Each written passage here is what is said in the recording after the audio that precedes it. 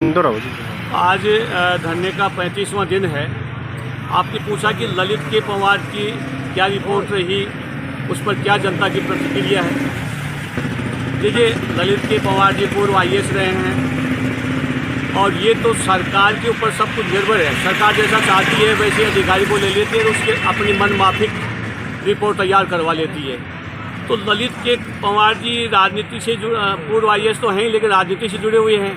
उनको तो सरकार ने जो निर्देश दिया वो निर्देश के आधार पर उस प्रकार से यानी कोई किसी जो मापदंड थे, मापदंडों के विपरीत ललित के पवार ने अपनी रिपोर्ट दी है। जैसे बताएं, उन्होंने बताया कि यहाँ की जो जनभावनाएं क्या है, सबसे बड़ा बिंदु है जनभावनाओं का।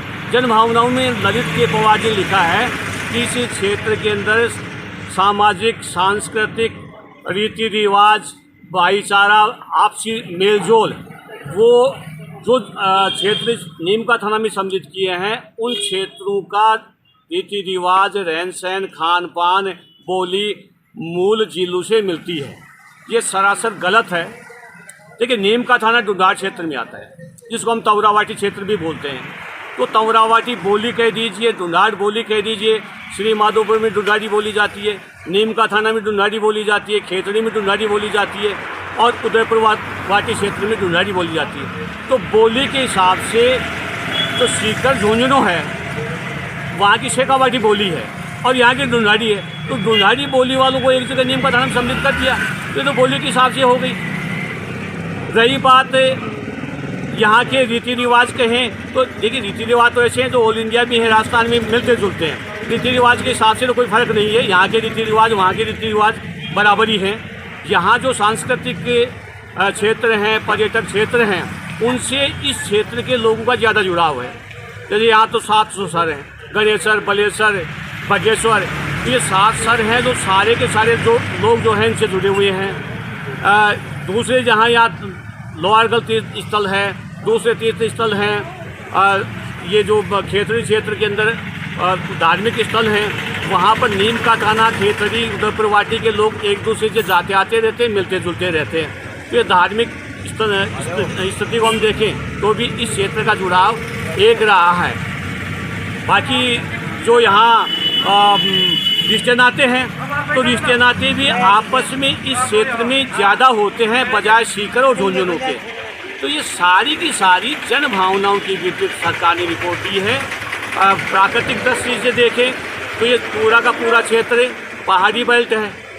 अरावली पर्वत श्रृंखला के पूरब का जो क्षेत्र है वो सारा जो है नीम का थाना जिले से जोड़ा गया है। और दूरी के हिसाब से तो उन्होंने बहुत सी गलतियाँ की है। उन्होंने नीम का थाना पाटन की दूरी 79 किलोमीटर दिखाई है। दिखाने का मकसद उनका होगा कि भविष्य में हो सकता है पाटन को कहीं शिफ्ट करना हो तो ये दूरी काम आए, लेकिन ये छुपने वाली बात नहीं है। सारी गलतियां की हैं। दिखाते हैं राष्ट्रीय स्तर का उन्होंने दिखाया, दूसरे स्तर का दिखाया। अरे भाई, राष्ट्रीय स्तर का क्षेत्रफल दिखाते हो, दूसरे मापदंड दिखाते हो, तो आप प्रतापगढ़ जिले को बताइए, आप दीग जिले का भौगोलिक स्थिति बताइए, आप करौली जिले की भौगोलिक स्थिति बताइए, आप खैरतल तिजारा जो जिला बना है उसकी भौगोलिक स्थिति और पंचायत समिति की जो बात कहते हैं वो बताइए। हमारे यहाँ तहसीलें भी हैं, पंचायत समिति भी हैं, वो उन जिलों से ज़्यादा पंचायत समिति तहसील हैं। प्रतापगढ़ तो ऐसा जिला है जहाँ 1.5 विधानसभा क्षेत्र है या 4 विधानसभा क्षेत्र आ रहे हैं। आज की स्थिति में हम देखें तो नीम का थाना की पॉपुलेशन 18-20 लाख हो रही है। इसमें नीम का थाना में कांवट रीजन जो खंडेला क्षेत्र है, खंडेला क्षेत्र की 10 पंचायतें नीम का थाना में सम्मिलित होने के लिए प्रयासरत पहले से रही है और आज भी वो प्रयासरत है। इसी प्रकार से बुहाना क्षेत्र, पचेरी क्षेत्र की 10 पंचायतें नीम का थाना जिले में सम्मिलित होने के लिए प्रयासरत रही हैं। उन सबको हम सम्मिलित कर लें तो पॉपुलेशन आज की स्थिति में 22 लाख पॉपुलेशन होती है। तो सारे मापदंड पूरा कर रहा है, लेकिन ये राजनीति की भेंट चढ़ गया।